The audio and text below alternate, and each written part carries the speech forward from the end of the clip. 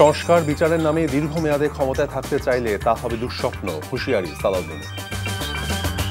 জুলাই সনদ নিয়ে টালবাহানা হচ্ছে, বিচার ও সংস্কার ছাড়া নির্বাচন নয় এনসিপি। আগামী নির্বাচন সুষ্ঠু করতে দল নিরপেক্ষ পুলিশ বাহিনী জরুরি, মত বিশেষজ্ঞদের। সংস্কারের তাগিদ।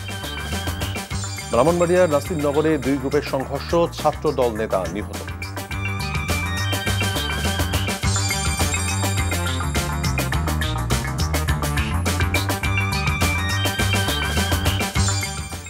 আসসালামু আলাইকুম, মির তৌফিক হোসেন স্বাগত জানাচ্ছি এনটিভির সন্ধ্যার খবরে। ক্রাউন সেভেন শিরোনাম দেখছিলেন, এবার বলছি পুরো খবর। সংস্কারের নামে নির্বাচনকে বিলম্বিত করে অন্তর্বর্তী সরকার যদি ক্ষমতায় থাকার স্বপ্ন দেখে, তা দুঃস্বপ্ন হবে বলে মন্তব্য করেছেন বিএনপি স্থায়ী কমিটির সদস্য সালাউদ্দিন আহমদ। বলেন, কিছু রাজনৈতিক দল নানান অজুহাতে নির্বাচনকে বিলম্বিত করে ফ্যাসিবাদ বিরোধী ঐক্যে ফাটল ধরাচ্ছে। আর দলের স্থায়ী কমিটির সদস্য ডক্টর আব্দুল মুইন খান বলেছেন, দেশ থেকে পালিয়ে যাওয়াই আওয়ামী লীগের চরিত্র। আজ আলাদা অনুষ্ঠানে তারা এসব কথা বলেন। ইফতেখার রেজার রিপোর্ট। যথাসময়ে সংস্কার ও দ্রুত জাতীয় নির্বাচনের দাবিতে কেরানীগঞ্জের চুনকুটিয়া বালিকা মাধ্যমিক বিদ্যালয়ে দক্ষিণ কেরানীগঞ্জ থানার উদ্যোগে বিএনপির এ সমাবেশ। যথাসময়ে নির্বাচন দিবে এই প্রত্যাশা নিয়ে আমরা ধৈর্য ধরে রাখছি। সমাবেশে যোগ দিয়ে বিএনপির স্থায়ী কমিটির সদস্য সালাউদ্দিন আহমেদ বলেন, গণতন্ত্রের জন্য লড়াই করা ফ্যাসিবাদ বিরোধী শক্তিগুলো নানা অজুহাতে নির্বাচনকে বিলম্বিত করে নিজেদের মধ্যে বিভেদ সৃষ্টি করছে। আর জনগণের সাংবিধানিক অধিকার ক্ষুণ্ণ হলে বিএনপি আবারও আন্দোলনে নামবে, এমন হুঁশিয়ারি দেন তিনি। জনগণের গণতান্ত্রিক অধিকার, জনগণের সাংবিধানিক অধিকার, সেই অধিকার প্রতিষ্ঠার জন্য আবারও যদি আমাদেরকে সংগ্রাম করতে হয়, তাহলে আমরা আবার সংগ্রাম করব। যদি কেউ স্বপ্ন দেখে থাকেন বিনা বুটে বিভিন্ন বাহানায় সংস্কার বিচারের বাহানা দিয়ে আপনারা অনবরত অনির্দিষ্টকালের জন্য ক্ষমতায় থেকে যাবেন, সেটা দুঃস্বপ্নে পরিণত হবে। বিভিন্ন রকমের কথা শুনে সংস্কার হচ্ছে একটি চলমান প্রক্রিয়া। মধ্যমেয়াদী সংস্কার, দীর্ঘমেয়াদী সংস্কার হবে, কিন্তু আমরা বলেছি এখনই তাৎক্ষণিক স্বল্পমেয়াদী সংস্কার করে নির্বাচনের জন্য যা যা প্রয়োজন সেই সংস্কারগুলো সাধন করে নির্বাচন দিতে হবে অতি শীঘ্রই। ঢাকা বিশ্ববিদ্যালয়ে জাতীয়তাবাদী লেখক ফোরামের উদ্যোগে আয়োজিত এক আলোচনা সভায় যোগ দিয়ে বিএনপি স্থায়ী কমিটির জ্যেষ্ঠ সদস্য ডক্টর মঈন খান সমৃদ্ধ বাংলাদেশ গড়তে জাতীয়তাবাদী আদর্শ শক্তিশালী করার আহ্বান জানান। শহীদ প্রেসিডেন্ট জিয়া রহমান একদলীয় শাসন উৎখাত করে তিনি বহুদলীয় গণতন্ত্র বাংলাদেশের কোটি কোটি মানুষের হাতে ফিরিয়ে দিয়েছেন। এইখানেই তার ঔদার্য, এইখানেই তার মহত্ব। এ কারণে কিন্তু আমরা বলি যে শহীদ প্রেসিডেন্ট জিয়া রহমান একজন সৈনিক থেকে একজন রাষ্ট্রনায়কে নিজেকে পরিণত করেছেন। এ সময় মঈন খান সমস্ত জাতিকে ঐক্যবদ্ধ থাকার আহ্বান জানিয়ে বলেন, গণতন্ত্রের মধ্যে বিভেদ সৃষ্টি করে এমন ঐক্য যেন তৈরি না হয়, সেদিকে সকলকে সজাগ দৃষ্টি রাখতে হবে। Iftekhar Reza, NTV news, Keraniganj, Dhaka. বিএনপির ভারপ্রাপ্ত চেয়ারম্যান তারেক রহমান বলেছেন, পালিয়ে যাওয়া আওয়ামী লীগ নেতাদের দমন পীড়ন ছিল এজিদ বাহিনীর সমতুল্য। পবিত্র আশুরা উপলক্ষে বাণীতে তিনি বলেন, 16 বছরে পতিত ফ্যাসিস্ট সরকার ভাওতাবাজি নির্বাচন, ভোটাধিকার হরণ, গুম, বিচার বহির্ভূত হত্যাকাণ্ড এবং বিদেশে টাকা পাচার সহ অবর্ণনীয় শোষণ এবং জুলুমের রাজত্ব কায়েম করেছিল। তিনি বলেন, বিএনপি চেয়ারপারসন বেগম খালেদা জিয়াকে ফরমায়েশি রায়ে সাজা দিয়ে কারারুদ্ধ করা এবং তাকে সুচিকিৎসা থেকে বঞ্চিত করে মৃত্যুর মুখে দাঁড় করেছিল। কারবালায় ইমাম বাহিনীর যুদ্ধ প্রতিরোধের প্রেরণায় উদ্বুদ্ধ করে। উল্লেখ করে তারেক রহমান বলেন, আর যেন কোনো নির্দয় অত্যাচারের সৃষ্টি না হয় এবং ইনসাফ প্রতিষ্ঠার জন্য নিরন্তর সংগ্রাম চালিয়ে যেতে হবে। জুলাই সনদ বাস্তবায়ন নিয়ে কোনো ষড়যন্ত্র হলে তা যে কোনো মূল্যে প্রতিহত করা হবে বলে হুঁশিয়ারি করেছেন জাতীয় নাগরিক পার্টির আহ্বায়ক নাহিদ ইসলাম। আর গণহত্যায় অভিযুক্তদের বিচার এবং সংস্কার ছাড়া কোনো নির্বাচন হবে না বলেও জানান তিনি। দুপুরে দেশ গড়তে জুলাই পদযাত্রার 5ম দিনে বগুড়ার পথসভায় তিনি কথা বলেন। যারা মুজিববাদের নব্য পাহারাদার, তাদের কোনো ছাড় দেওয়া হবে না বলে মন্তব্য করেন নাহিদ। আওয়ামী লীগকে উদ্দেশ্য করে নাহিদ বলেন, দলটি ভারতের তৈরি, তাই সে দেশে আশ্রয় নিয়েছে। এর আগে রংপুর বিভাগ শেষ করে জুলাই পদযাত্রায় বগুড়ায় যান এনসিপির কেন্দ্রীয় নেতারা। সকাল থেকেই নাহিদ, আক্তার, শারজিস, হাসনাদের স্বাগত জানাতে শহরের টেকনিক্যাল মোড়ে জড়ো হয় স্থানীয় এনসিপি, যুব শক্তি এবং গণতান্ত্রিক ছাত্র সংসদের নেতাকর্মীরা। পরে সেখান থেকে কয়েক কিলোমিটার সড়কে পদযাত্রা করেন তারা।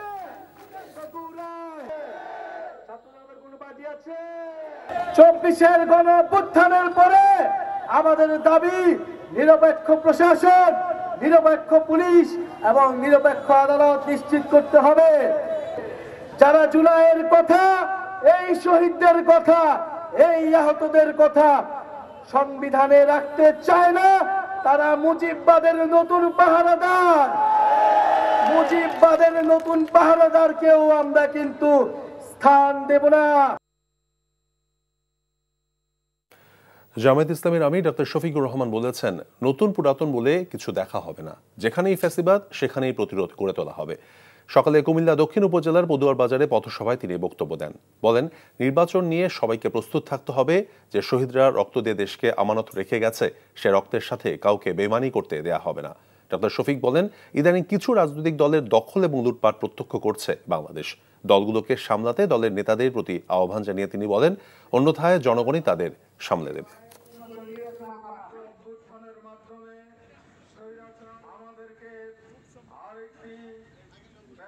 আগামী নির্বাচন সুষ্ঠু হওয়ার পর সেটা নির্ভর করবে। আমরা যেন তেন কোনো নির্বাচন চাই না। বাংলাদেশের বিভিন্ন জায়গায় ইদানিং রাজনীতির নামে অপকল্প আর লুটপাট আমরা লক্ষ্য করছি। আমরা সংশ্লিষ্ট দলগুলোকে বলবো, সাবধান হন, নিজেদেরকে সামলান, নইলে জনগণই আপনাদেরকে সামলিয়ে দেবে। পুলিশকে রাজনৈতিক হাতিয়ার হিসেবে ব্যবহারের কারণে তাদের অধঃপতন হয়েছে। তাই আগামী নির্বাচন সুষ্ঠু করতে দল নিরপেক্ষ পুলিশ বাহিনী জরুরি। জনগণ প্রভাবমুক্ত এবং পেশাদার পুলিশ চাইলেও রাজনৈতিক নেতারা তা কখনোই চাননি। পুলিশ সংস্কার নিয়ে জাতীয় প্রেস ক্লাবে আয়োজিত আলোচনা সভায় বক্তারা আরও বলেন, পুলিশকে রাজনৈতিক প্রভাবমুক্ত করতে হবে। আবির আহমেদের রিপোর্ট। এভাবেই জুলাই আন্দোলনের সময়ও ফ্যাসিস্ট হাসিনা সরকার পুলিশকে ব্যবহার করেছিল। অবসরপ্রাপ্ত পুলিশ অফিসার্স কল্যাণ সমিতি আয়োজিত আলোচনায় বক্তারা বলেন, পুলিশ বাহিনীকে রাজনৈতিকভাবে ব্যবহারের কারণে সরকারের বিরুদ্ধে প্রতিবাদ করায় অনেককেই গুম, খুন ও হত্যাকাণ্ডের শিকার হতে হয়েছে। আর গত জুলাই আগস্টে পুলিশের দমন নিপীড়নে তাদের প্রতি দীর্ঘদিনের ক্ষোভের বহিঃপ্রকাশ ঘটিয়েছে সাধারণ মানুষ। ফলে পুলিশকেও পাল্টা হামলার শিকার হতে হয়েছে। 5 আগস্টের পট পরিবর্তনের পর মনোবল হারিয়ে ফেলে এই বাহিনীর সদস্যরা। আলোচনায় অংশ নেন পুলিশ ও সেনাবাহিনীর সাবেক কর্মকর্তা, রাজনীতিবিদ, শিক্ষক ও বিশেষজ্ঞরা। মডেল থানা প্রয়োজন ছিল, আপনাদের ইকুইপমেন্ট হয়েছে, আপনাদের সুন্দর বিল্ডিং হয়েছে, সব কিছু হয়েছে, কিন্তু জনগণ সেই মডেল থানায় যেতে ভয় পায় কেন? তাহলে মডেল করে কি লাভ? পুলিশ কমিশন যেটা সরকার করেছিল, তারা কাদের সঙ্গে কথা বলেছে, কিভাবে তারা সেই কমিশন রিপোর্ট তৈরি করেছে। এখনো কিন্তু আমরা অতীত থেকে লেসন নেইনি। আমরা কিন্তু এখন আমাদের ব্যক্তিগত স্বার্থ সবাই সেখানে প্রয়োগ করার চেষ্টা করছি। দেশ এবং জাতির কথা আমরা ভাবতে পারছি না। বক্তারা বলেন, আরেকটি ফ্যাসিবাদ যেন ফিরে আসতে না পারে সেজন্য পেশাদার পুলিশ বাহিনী গড়ে তুলতে হবে। আইন সংশোধনের পাশাপাশি দল বা ব্যক্তি স্বার্থে আইনের অপব্যবহার বন্ধ করতে হবে। একজন পুলিশের কনস্টেবল আমাকে বলতো যে এই প্রধানমন্ত্রীকে আমরা রেখেছি। তো এই ছিল আপনার প্রি রেভলিউশন পুলিশের চেহারা। সকল সংস্কারের প্রধান উদ্দেশ্য একটাই, যে আর একটা ফ্যাসিবাদ বাংলাদেশে আর কখনো যেন ফিরে না। 17 বছর তাদের ভূমিকা ছিল এককেন্দ্রিক, একদলীয়। সুষ্ঠু নির্বাচনের জন্য দল নিরপেক্ষ পুলিশ বাহিনীর জরুরি উল্লেখ করে এই বাহিনীকে দ্রুত সংস্কার করে নতুন সদস্য নিয়োগ দেওয়ার তাগিদ দেন বক্তারা। আবির আহমেদ, এনটিভি নিউজ, ঢাকা। জঙ্গিবাদের সাথে জড়িত থাকার অভিযোগে 36 জন বাংলাদেশিকে আটকের ঘটনায় মালয়েশিয়া কর্তৃপক্ষকে তদন্তে পূর্ণ সহযোগিতা করা হবে বলে জানিয়েছে পররাষ্ট্র মন্ত্রণালয়। শনিবার পররাষ্ট্র মন্ত্রণালয়ের সংবাদ বিজ্ঞপ্তিতে বলা হয়েছে, গত সপ্তাহে মালয়েশিয়ার কর্তৃপক্ষ সাম্প্রতিক নিরাপত্তা অভিযানে 36 জন বাংলাদেশিকে গ্রেফতার করে, যাদের বিরুদ্ধে একটি উগ্রপন্থী জঙ্গি আন্দোলনে যুক্ত থাকার অভিযোগ রয়েছে। আটকের পরপরই কুয়ালালামপুরে বাংলাদেশ হাই কমিশন মালয়েশিয়ার সংশ্লিষ্ট কর্তৃপক্ষের সঙ্গে যোগাযোগ করা হয়। আটক ব্যক্তিদের পরিচয় এবং তাদের বিরুদ্ধে আনা অভিযোগ সম্পর্কে তথ্য চেয়ে মালয়েশিয়াকে আনুষ্ঠানিকভাবে অনুরোধ জানিয়েছে বাংলাদেশ। বাংলাদেশ আবারও সন্ত্রাসবাদ, সহিংস উগ্রবাদ এবং জঙ্গিবাদের বিরুদ্ধে কঠোর অবস্থান পুনর্ব্যক্ত করেছে এবং এ বিষয়ে মালয়েশিয়ার কর্তৃপক্ষকে পূর্ণ সহযোগিতা দিতে তৈরি আছে। গত 15 বছরে বাংলাদেশের সাংবাদিকতা নিয়ে জাতিসংঘকে তদন্তের আহ্বান জানানো হয়েছে বলে জানিয়েছেন প্রধান উপদেষ্টা প্রেস সেক্রেটারি শফিকুল আলম। সকালে ঢাকার ডেইলি স্টার সেন্টারে ব্রডকাস্ট জার্নালিস্ট সেন্টার বিজেসি আয়োজিত গণমাধ্যম সংস্কার প্রতিবেদন পর্যালোচনার একথা জানান তিনি। বলেন, বিগত সময়ে গণমাধ্যম অনেক বেশি সরকার নিয়ন্ত্রিত ছিল। এই পরিস্থিতি থেকে বের হয়ে স্বাধীন সাংবাদিকতা রক্ষা করার চেষ্টা করছে এই সরকার। তিনি আরও বলেন, কোনো এজেন্সি যাতে গণমাধ্যমকে ভয় দেখাতে না পারে সে ব্যবস্থা নেওয়া হয়েছে। বর্তমানে গণমাধ্যম স্বাধীন এবং এতে সরকার ন্যূনতম হস্তক্ষেপ করছে না। এ সময় সাংবাদিকদের ন্যূনতম বেতন 30,000 টাকা করার কথা বলেন প্রধান উপদেষ্টার প্রেস সচিব। আমরা যে সময়টাকে আমাদের ওই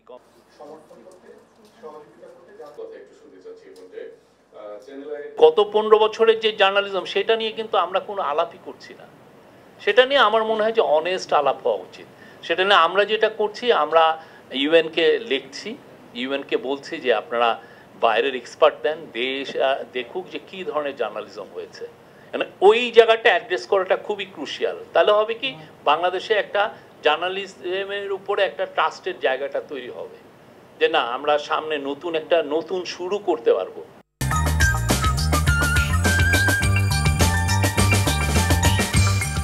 দেখছেন সন্ধ্যার খবর। কুমিল্লার মুরাদনগরে একই পরিবারের 3 জনকে হত্যার ঘটনায় 6 জন আসামিকে গ্রেফতার করেছে র্যাব। আসামিরা হলেন মুরাদনগরের বাঙ্গুরা বাজার থানার করইবাড়ির এলাকার বিচ্ছু মিয়া, রবিউল আওয়াল, আতিকুর রহমান, বায়েজিদ মাস্টার, দুলাল ও আকাশ। র্যাব 11-র 2টি দল গত রাতে ঢাকা এবং কুমিল্লার বিভিন্ন জায়গা থেকে তাদের গ্রেফতার করে। গত 3রা জুলাই মা রোকসানা আক্তার রুবি, মেয়ে জোনাকি এবং ছেলে রাসেলকে কুপিয়ে হত্যা করা হয়। সে ট্রিপল মার্ডারের ঘটনায় আজ স্থানীয় থানায় 38 জনকে আসামি করে মামলা করা হয়েছে বলে জানায় র্যাব। বিকালে রাজধানী কারওয়ান বাজারে র্যাবের মিডিয়া সেন্টারে সংবাদ সম্মেলনে হত্যাকাণ্ডের কারণ এবং আসামিদের গ্রেফতারের বিষয়ে জানান র্যাব 11-এর অধিনায়ক lieutenant colonel HM Sajjad Hossain. Mobile চুরিকে কেন্দ্র করে থানায় করা অভিযোগের কারণেই মব তৈরি করে আসামিরা এই হত্যাকাণ্ড ঘটান বলে জানিয়েছেন তিনি।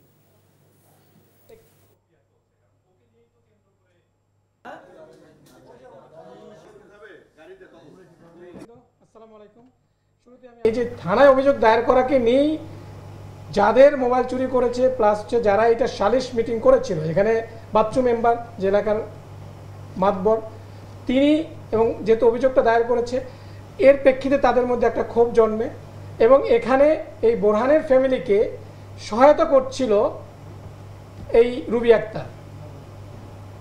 তো তারই প্রেক্ষিতে মূলত এই ঘটনাটা ঘটে।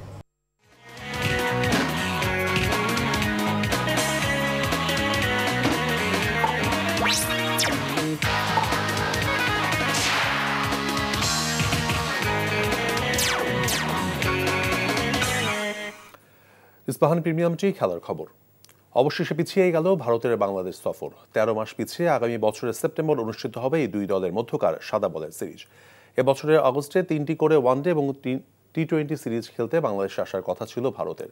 তবে দুই দেশের পারিপার্শ্বিক অবস্থার কারণে এই সিরিজ মাঠে গড়ানো নিয়েই শঙ্কা জাগে। গত 2 মাস ধরে ভারতীয় গণমাধ্যমে এই সফর স্থগিতের গুঞ্জন ছিল। শেষ পর্যন্ত পিছিয়ে গেল এই সিরিজ।